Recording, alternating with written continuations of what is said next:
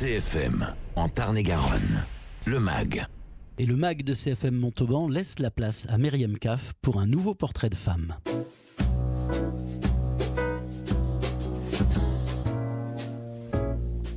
Chères auditrices, chers auditeurs, bonjour et bienvenue sur CFM. Je vous emmène aujourd'hui à la rencontre d'une artisane passionnée par le feu, la matière et les couleurs. Elle a ramené un souffle d'Italie jusqu'à Montauban et a installé son atelier au cœur du tiers-lieu, le local. Elle a aussi choisi de faire revivre un savoir-faire ancestral, délicat, presque magique.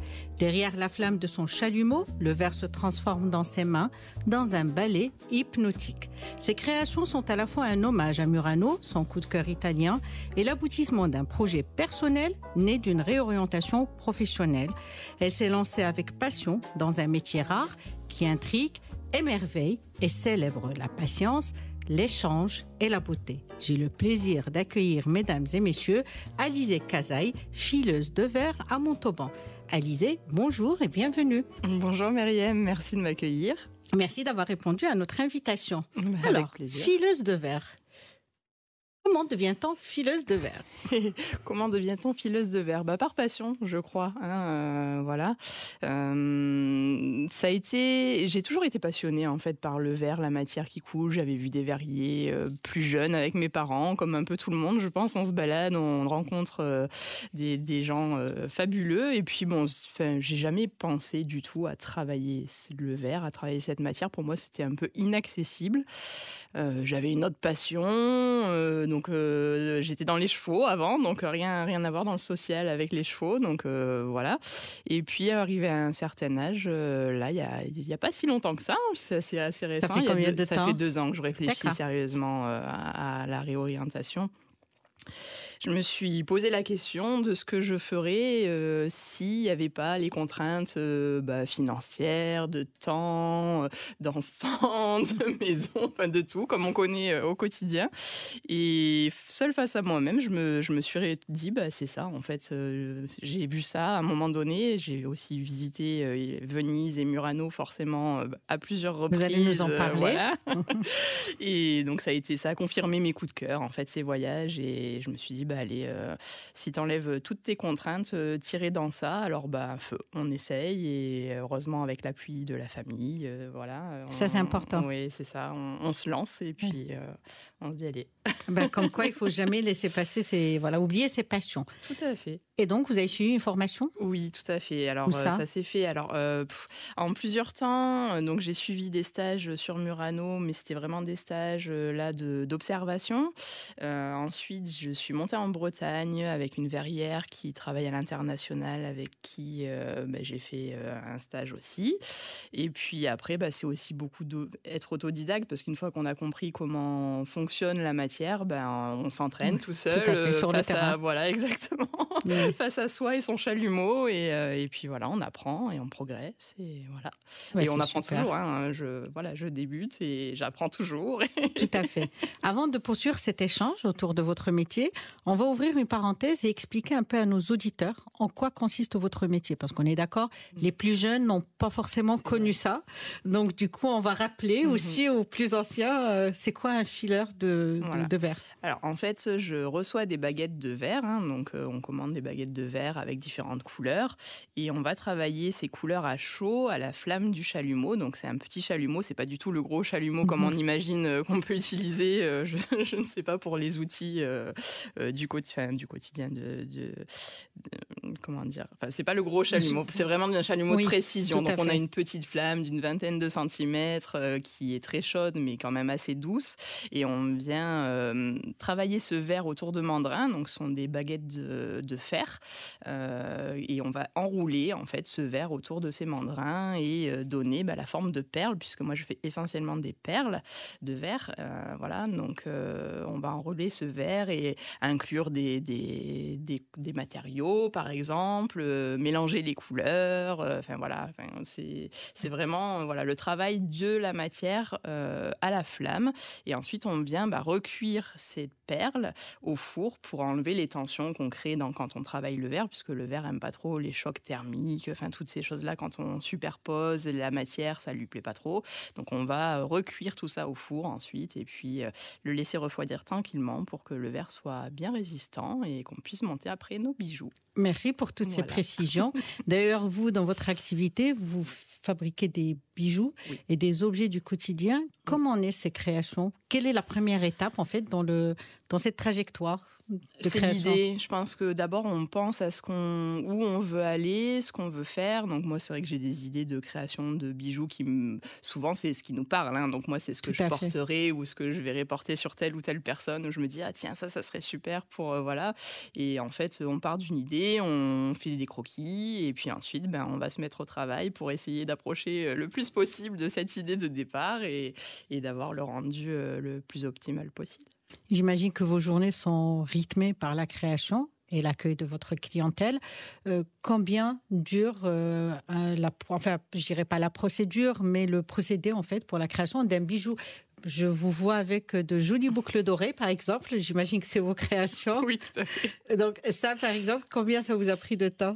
En fait, le temps de création est assez court parce que quand on commence à faire la perle, on ne peut pas reprendre derrière. Donc, il faut la terminer. Donc, ça va prendre du temps, le temps de création de la perle, mais c'est assez rapide, on va dire.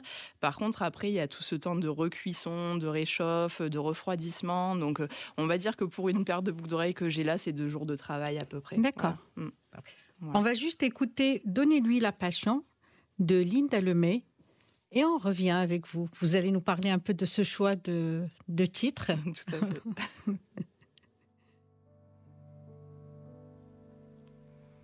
Donnez-lui la passion, donnez-lui ce qui fait que quand tout est bidon, quelque chose reste vrai. Donnez-lui cette flamme qui ne s'éteint jamais, qui survit même aux drames les plus longs, les plus laids. Donnez-lui la passion avant de m'inviter dans votre grande maison, dans votre éternité. Ce sera sa bouée, son instinct de survie quand j'irai vous retrouver dans votre paradis. Donnez-lui la passion, creusez-lui l'appétit pour qu'elle ait des raisons de mordre dans sa vie. Si vous prenez la mienne, donnez-lui au moins ça, pour soulager sa peine, pour remplacer ma voix. Quand ma jeune malheureuse cherchera le sommeil, que chanterait sa berceuse du haut de votre soleil. Donnez-lui la passion pour qu'elle tende l'oreille. Je vous retrouve Alizée Kazaï, vous êtes fileuse de verre à Montauban. Vous avez partagé avec nous ce choix de chanson de Linda Lemay, Donnez-lui la passion. Tout à fait. Parlez-moi alors de passion. Oui, mais voilà, on est en plein dedans. Là, je pense que c'est quand même une belle chanson de transmission à ses enfants de valeurs. Et c'est vrai que quand moi, je me pose la question de ce que je souhaite pour mes enfants dans leur vie, on parle souvent de santé, de bien-être, bien sûr, mais la passion, le fait d'être passionné, d'être accroché à quelque chose qui nous tient, qui nous donne envie de nous lever le matin, et bien ça, je pense que ça n'a pas de prix. Donc c'est vrai que c'est pour ça que j'ai choisi cette chanson, parce que c'est ce que je souhaite à mes enfants et à toutes les personnes d'ailleurs autour de moi. Oui, vous avez bien raison. Merci pour le partage. Voilà. Donc je rappelle, Alizée, que vous êtes fileuse de verre à Montauban.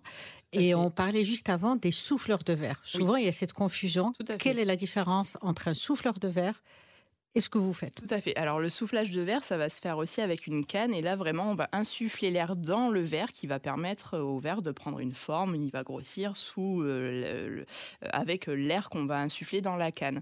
Moi, je n'ai pas du tout ça. D'ailleurs, je ne suis pas formée à ça. C'est vraiment 2 métiers qui sont différents. Voilà.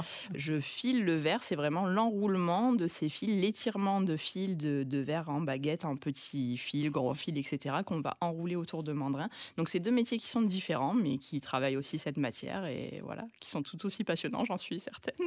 Ah bah parfait, merci pour la précision pour avec nos plaisir. Auditeurs. Donc, on parlait juste avant de cette passion, de cette reconversion, si on veut, professionnelle. Oui. Juste avant, vous faisiez quoi?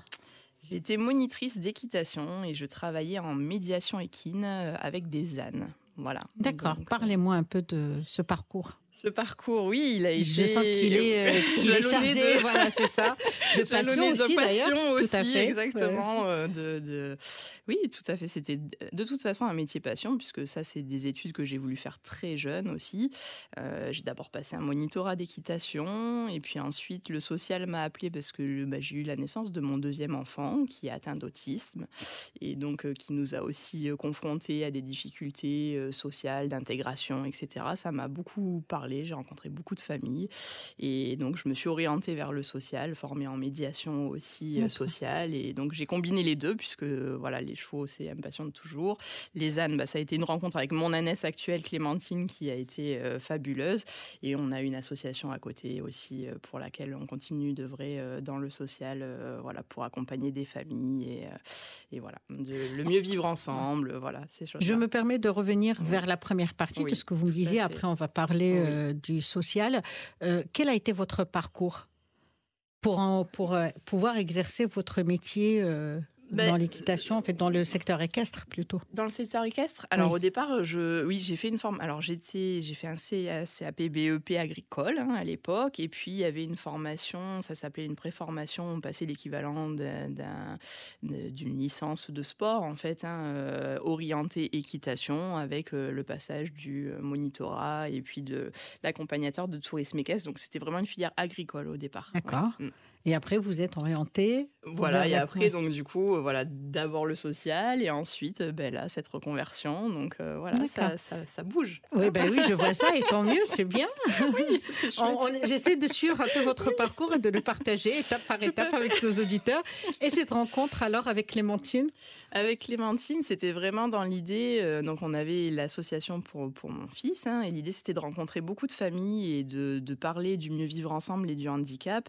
Et on s'est dit, il faut relever un défi pour qu'on en parle. Donc j'avais décidé de traverser la France à pied et d'aller rencontrer les gens sur le chemin de Montpellier à Paris, avec une ânesse qui m'aidait à porter mes bagages, mais qui a aussi créé le lien social dont on parle, qui me touche toujours. Et donc on a traversé la France, on a été rencontrer des familles pour créer des cahiers de doléances qu'on a remontés au gouvernement à Paris, à la Tour Eiffel. Voilà. C'est super intéressant. Un gros projet aussi. Et oui, et Clémentine m'a accompagnée sur ce périple, et après elle nous accompagne dans notre vie maintenant, puisque c'est notre ânesse de tous les jours. Et comment vous avez... j'imagine. Elle est restée parmi nous. Parfait, elle fait partie de la famille maintenant. Elle fait partie de la famille, complètement. Ouais. Et comment vous avez été accueillis sur votre parcours? C'était fabuleux. On a été accueillis superbement bien. On a rencontré des familles fabuleuses qui se remontent les manches, avec beaucoup de gens justement touchés par le handicap. Des fois, on pense un petit peu être tout seul, et puis il suffit d'ouvrir un chemin justement. On parle de chemin, mais c'est ça. Et puis on se rend compte qu'en fait, on n'est pas tout seul et qu'il y a plein de choses à partager. Et voilà, on en est ressorti avec des super connaissances, des rencontres. J'ai rencontré mon mari actuel, pour tout vous dire, sur le chemin. Donc comme quoi, on fait des grands chemins avec plein de belles rencontres. Et voilà, écoutez, voilà. Et comment s'appelle l'association? L'association Le Poulailler de Mathieu, ça s'appelle. D'accord, elle est toujours active, j'imagine. Elle est toujours active, oui. Vous menez quoi comme projet, par exemple? Alors là, actuellement, c'est un petit peu calme cette année, parce que je vous avoue qu'entre la reconversion et voilà, je peux pas être partout, mais c'est on va avec des IME, des CESAD, etc. Mais par contre, ça va être une année très calme pour l'association. D'accord. Parce qu'on peut pas mener tous les combats. J'imagine, c'est sûr. Et vous sentez que cette trajectoire, ce voyage que vous avez fait, a pu changer certaines choses, libérer la parole peut-être? Pu laisser les gens parler? Oui, laisser les gens parler certainement, créer un lien entre tous, prendre conscience aussi qu'on n'est pas tout seul à mener ces combats-là, et donc peut-être faciliter, j'ai envie de dire, les remerciements qu'on a eus, c'est merci d'avoir fait ça, parce que je me sens moins seule, je sais que maintenant on est quand même nombreux à ça, et donc voilà, ça aide aussi à se dire qu'il faut continuer ces combats-là et qu'il ne faut pas baisser les bras pour autant. Donc c'est vrai que le social me lâche pas, même là actuellement. actuellement au local, c'est un lieu qui est très social. J'ai choisi aussi ça. J'aurais pu m'installer dans un cabinet toute seule en ville, entre guillemets. D'ailleurs, pourquoi ce choix du tiers-lieu, le local ? Justement, le partage. Je crois que c'est quelque chose qui me reste et qui va me rester tout le temps. J'aime. Là, on est plusieurs artisanes dans le local et donc on travaille aussi ensemble, même si on ne travaille pas les mêmes choses. Par exemple, c'est Gaëlle, la couturière du local, qui va me faire les pochettes pour les bijoux que je vends. Après, c'est des échanges d'idées aussi, tout simplement. Voilà. Et puis, c'est un brassage d'idées, le fait de ne pas se sentir seul aussi, parce que quand on crée une entreprise, il y a aussi des fois un petit peu, en tant qu'artisan, se sentir un petit peu des fois seul, un peu désœuvré. Est-ce qu'on est dans la bonne direction, pas ? Est-ce que tout le monde est dans ce cas-là en ce moment ? Et là, c'est vrai que autour d'un café, on se réunit et on papote entre femmes artisanes et copines, on peut dire ça maintenant aussi comme ça. Et puis je pense que ça incarne aussi la sororité, loin des discours bien faits. Là, c'est vraiment, je pense, de l'entraide et vous êtes complémentaires un peu. On est complémentaires et c'est vrai que dès qu'il y en a une qui a besoin d'aide, effectivement, il y en a toujours une qui répond présent pour l'autre. Et ça, c'est super. C'est super ça. Tout à fait. On va écouter Jean-Jacques Goldman avec À nos actes manqués et on revient. Allez.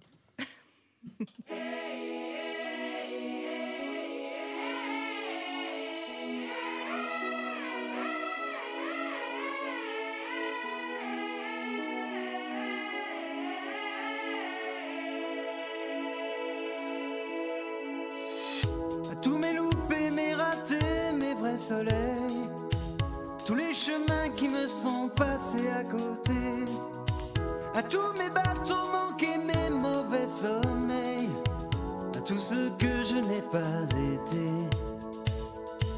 aux malentendus, aux mensonges, à nos silences, à tous ces moments que j'avais cru partager, aux phrases qu'on dit trop vite et sans qu'on les pense, à celles que je n'ai pas osées.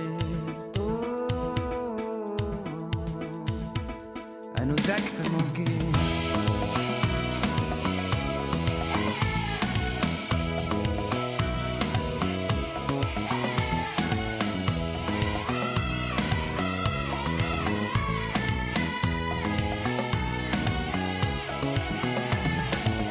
Aux années perdues à tenter de ressembler à tous les murs que je n'aurais pas su briser, à tout ce que j'ai pas vu tout près, juste à côté, tout ce que j'aurais mieux fait d'ignorer.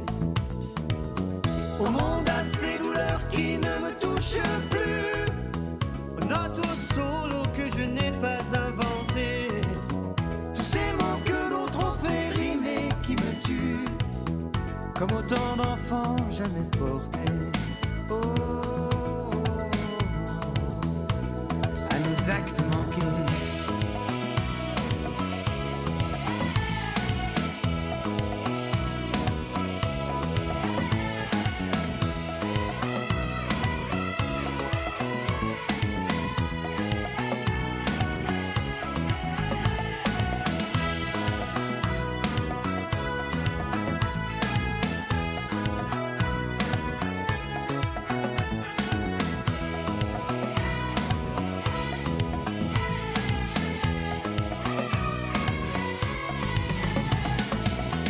Aux amours échoués de s'être trop aimé, visage et dentelle croisée, juste frôlée. Et je retrouve mon invité de ce jour, Alizée. Je rappelle que vous êtes fileuse de verre à Montauban. Et parlez-moi de cette chanson, À nos actes manqués, de Goldman. C'est une chanson qui me touche aussi parce que je pense que des actes manqués, on en a tous. On a toujours l'impression d'être passé à côté de choses ou d'avoir fait quelque chose qu'il n'aurait pas fallu faire comme ça, etc. Mais je trouve qu'en fait, c'est ça qui est beau dans la vie. Donc oui, il faut avoir des actes manqués, on en a, et on en aura encore. Et ça jalonne notre parcours. Et voilà, exactement. Et c'est pas grave, on continue, quoi. Et puis c'est formateur aussi, je pense. C'est formateur, complètement. Mais juste avant, on parlait du secteur, en fait, de votre secteur d'activité qui est peu connu, Qui est peu connu, oui. Ce qu'on disait, comme beaucoup, je trouve, de métiers artisanaux, qui sont pas forcément mis en lumière, où on voit le résultat et on réfléchit pas trop de où ça vient. Et moi, c'est ça qui me plaît aussi, le fait de pouvoir, dans l'atelier, montrer aux gens, quand ils rentrent, des fois, ils voient les perles, le travail fini. Et puis, quand on leur montre, là, ça vient de là, la baguette, c'est comme ça. Regardez, je vous allume le chalumeau parce qu'on discute et que ça fait partie de la rencontre et de la transmission aussi. C'est fait comme ça. C'est joli ce qui se passe. Il se passe vraiment quelque chose de l'ordre. On découvre quelque chose, on découvre un savoir-faire qui est effectivement pas connu, mais qui a le mérite d'exister depuis des années. Depuis des années d'ailleurs. Voilà. Vous avez une anecdote à partager avec nous par rapport à ça? Une anecdote.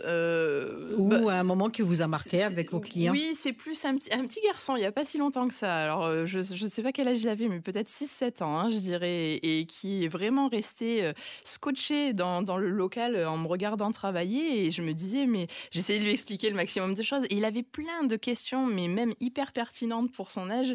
Et là, c'est là où je me suis dit, oui, c'est génial de pouvoir transmettre, même à des petits bouts comme ça, finalement, je suis sûre qu'il va s'en souvenir, ce petit garçon, de ce qu'il a vu, et ça c'est chouette. Si on rentre chez soi le soir, on se dit quand même, il va sûrement en parler à l'école et tout, et c'est la découverte la journée, des métiers. exactement. Et ça c'est quand même, moi j'ai des enfants aussi qui sont un peu à l'âge où on se pose la question justement pour les deux grands de l'orientation de ce qu'on fait, et on a tendance à toujours vouloir les orienter dans des choses qui sont des métiers qu'on entend peut-être au quotidien, mais il y a tellement de choses à découvrir que j'ai envie de dire, c'est bien d'aller découvrir des gens, d'aller rencontrer des artisans, d'aller rencontrer des gens dans la terre, d'aller pousser les portes des ateliers, des fermes, d'oser faire, parce que souvent ces gens-là en plus adorent transmettre, donc en général on est bien reçu quand on pousse ces portes-là. Tout à fait.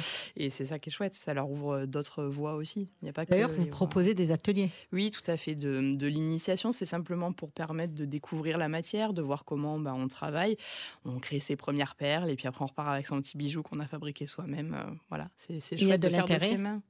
Oui, il y a de l'intérêt, il y a de la demande, oui, tout à fait. Je rappelle que ce sont des ateliers pour les adultes. Oui, pour adultes, voilà. Oui, pour le moment exclusivement, parce qu'on travaille quand même une matière là qui est quand même particulière, avec une flamme qui est quand même très très chaude. À la donc technique. On fait attention, il faut savoir être vraiment, gérer ses deux mains de manière claire. Tout à fait. Et puis il y a des matières, en fait, c'est chaud, c'est très aussi chaud, il y a très la délicat. Flamme qui est là, donc oui, on fait attention quand même. Oui. D'accord, parce que je sais qu'il y a des enfants qui vont demander à leurs parents de les faire. J'ai déjà eu le cas, mais c'est vrai que là, malheureusement, je fais pas encore sur les jeunes. Peut-être un jour, dans 25 ans, je me sentirai on va vous suivre. On sait où vous trouvez maintenant. Voilà. Vous êtes au local. Tout à fait. Voilà. Et vous avez un site internet? Oui, tout à fait. Oui, Vers l'au-delà. Ça s'appelle verslaudela.com. Voilà. Donc on peut retrouver toutes vos créations. Vous pouvez en tout cas avoir mon Facebook et dessus, je fais défiler régulièrement les nouvelles créations. Et voilà. Ah bah parfait. Voilà. Quelle place occupe la femme dans ce secteur d'activité? Elle est grande. On le sait, vous êtes là, mais où sont les autres? Non, il y en a plein, mais c'est vrai que c'est des métiers, comme on disait, en fait, qu'on voit pas beaucoup, et pourtant on est quand même... on en a quand même en France, il y en a des excellentes d'ailleurs qui font ça depuis des années et qui mériteraient d'être vraiment mises en avant. Voilà, on est quand même beaucoup de femmes, il faut dire ce qui est, et c'est souvent sur de la reconversion, donc il faut oser se lancer aussi. Voilà. Justement, si vous aviez un message à faire passer aux jeunes générations, filles comme garçons d'ailleurs. Moi je pense qu'il faut oser, il faut se lancer quand on a des envies, des rêves, des objectifs à atteindre. Il ne faut pas les mettre dans un petit coin derrière sa table de nuit. On le placarde sur son frigo et tous les matins on passe devant et on se dit mais je veux faire ça et je vais y arriver, et ça marche en général. Voilà. Parfait, merci beaucoup. Vous faites aussi partie des 44 femmes de métier.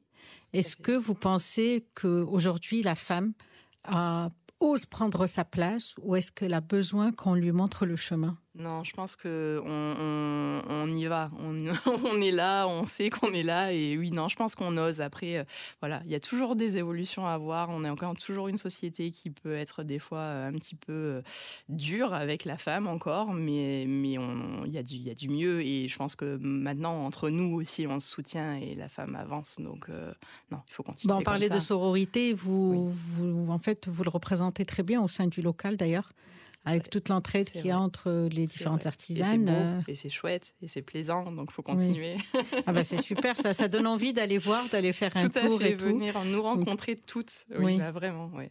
C'est super, il faudrait nous monter une rencontre avec toutes les femmes artisanes qui existent au local. Ça pourrait être super intéressant. Super sympa. L'occasion de présenter les métiers, de faire découvrir des métiers aux jeunes. Donc, tout à fait. Et vos projets, ça va se faire? Ça serait bien, oui. Et vos projets d'avenir? Écoutez, me former, continuer, parce que moi je suis quand même très curieuse et toujours passionnée, donc je vais continuer à me former, c'est certain. Et puis les projets d'avenir, je laisse faire aussi la vie. Je pense qu'il faut, on a envie d'avancer, de se former, ça c'est sûr, mais après, je suis plus à l'écoute de ce que la vie m'amène maintenant. C'est beau, dans tous les cas. Merci Alizée pour ce bel échange. Merci à vous. Encore une fois, on retient que la passion peut jaillir à tout moment et qu'il n'est jamais trop tard pour écouter son cœur, comme vous le disiez, vous l'avez dit pendant cette émission. Surtout quand il nous emmène jusqu'à Murano. Et ça a été votre cas. Oui. Quel a été l'impact en fait de ces visites pour finir sur une note d'artiste? L'impact, c'était vraiment l'émerveillement des couleurs, l'émerveillement du travail des matières de famille qui font ça depuis des générations, d'une technique que j'aurais sans doute jamais. De toute façon, il faut dire ce qui est. Et ça se sent, ça se ressent partout. Ça se ressent dans les murs, ça se ressent dans l'architecture, ça se ressent dans leur travail. Et ça donne envie quand même. Parfait. Merci beaucoup, dans tous les cas, Alizée, d'avoir répondu à notre invitation. Quant à moi, je vous retrouve la semaine prochaine pour un nouveau parcours de passion. Merci. Au revoir. Et si vous avez raté tout ou partie de cet entretien, vous le retrouvez en podcast sur cfmradio.fr. Vos podcasts et replays, cfmradio.fr.